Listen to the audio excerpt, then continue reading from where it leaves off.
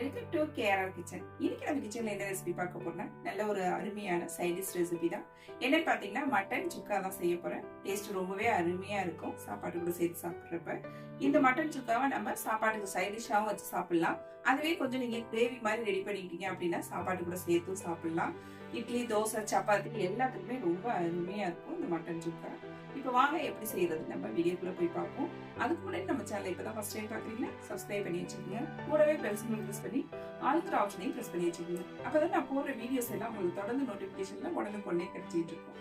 இப்போ வாங்க இந்த மட்டன் சுக்கா எப்படி செய்யறதுன்னு பார்க்கலாம்.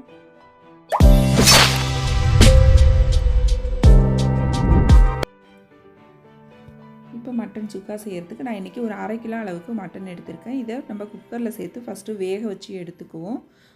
இப்போ மட்டனை குக்கரில் சேர்த்துட்டேன். சேர்த்ததுக்கப்புறம் இதில் ஒரு 1/4 டீஸ்பூன் மஞ்சள்தூள், 1/2 டீஸ்பூன் தனி மிளகாத்தூள் சேர்த்துக்குங்க. அப்புறம் 1 டீஸ்பூன் அளவுக்கு இஞ்சி பூண்டு சாந்து, ஒரு 1 டீஸ்பூன் அளவுக்கு உப்பு சேர்த்துக்குங்க. இப்போ மட்டன் மூழ்கிற அளவுக்கு தண்ணி சேர்த்துக்குவோம். தண்ணி சேர்த்து நல்லா ஒத்தாப்பில் ஒன்று கலந்து விட்டுக்கிறேன். நல்லா ஒரு தடவை ஒன்று கலந்து விட்டு அதுக்கப்புறம் வேக வச்சுக்கோங்க. தண்ணி கொஞ்சம் பத்தாத மாதிரி இருக்குது, இன்னும் கொஞ்சம் தண்ணி சேர்த்துக்கிறேன். நல்லா மட்டன் மூழ்கணும். மூழ்கி வெந்தால் தான் நல்லா ஒத்தாப்பில் வெந்து வரும். இப்போ இந்த அளவுக்கு தண்ணி சேர்த்து இதில் மேலாப்பில் 1 டீஸ்பூன் அளவுக்கு நல்லெண்ணெய் சேர்த்துக்குங்க. இப்போ குக்கர் மூடி போட்டு வேக வச்சு எடுத்துக்குவோம். குக்கர் மூடி போட்டு நல்லா ஹையில் 2 விசில், சிம்மில் 2 விசில் வச்சு வேக வச்சு எடுத்துக்குங்க. அப்போ தான் மட்டன் நல்லா வெந்து வரும். நீங்கள் எடுத்துருக்க மட்டனை பொறுத்து வேக வச்சு எடுத்துக்கங்க. இப்போ மட்டன் வெந்துட்டு இருக்கட்டும். அதுக்கு இடையில நம்ம ஒரு மசாலா ரெடி பண்ணிடுவோம். அதுக்கு அடுப்பில் ஒரு பேன் வச்சுக்கோங்க. அதில் ஒரு 1/2 டீஸ்பூன் அளவுக்கு மிளகு சேர்த்துக்குங்க, 1/2 டீஸ்பூன் ஜீரகம், 1/2 டீஸ்பூன் சோம்பு, 1 டீஸ்பூன் அளவுக்கு மல்லி, ஒரு 2 வரமிளகாய், ஒரு சின்ன துண்டு பட்டை, கொஞ்சமாக கல்பாசி, 2 கிராம்பு, கம்மியான அளவு மசாலா சேர்த்தா போதும். நம்ம இன்றைக்கி 1/2 கிலோ தான் எடுத்திருக்கோம். 4 முந்திரி பருப்பு, 1 டீஸ்பூன் கசகசா. இப்போ இது எல்லாத்தையும் நல்லா ட்ரை ரோஸ்ட் பண்ணிக்கணும். அடுப்பை ஸ்லோ ஃப்ளேமில் வச்சு நல்லா செவர வறுத்து எடுத்துக்குங்க. நல்லா வறுபட்டு வரணும்.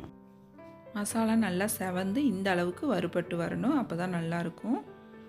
இப்போ நல்லா வறுபட்டு வந்துருச்சு. இப்போ இதை நல்லா கொஞ்சம் கூட சூடு இல்லாமல் ஆற வச்சு ஒரு மிக்ஸி ஜாரில் சேர்த்து நம்ம பொடி பண்ணி எடுத்துக்குவோம். இப்போ மட்டன் வறுவல் செய்கிறதுக்கு ஒரு கடாயில் ஒரு 2 டேபிள் ஸ்பூன் அளவுக்கு தேங்காய் எண்ணெய் சேர்த்துக்குங்க. தேங்காய் எண்ணெயில் செய்யும் போது டேஸ்ட்டு ரொம்பவே சூப்பராக இருக்கும். அப்புறம் நல்ல ஒரு 25 சின்ன வெங்காயத்தை நீள்வாக்கில் வெட்டியிருக்கேன். அதே போல் சின்ன வெங்காயமும் இந்த வறுவலுக்கு ரொம்பவே சூப்பராக இருக்கும்.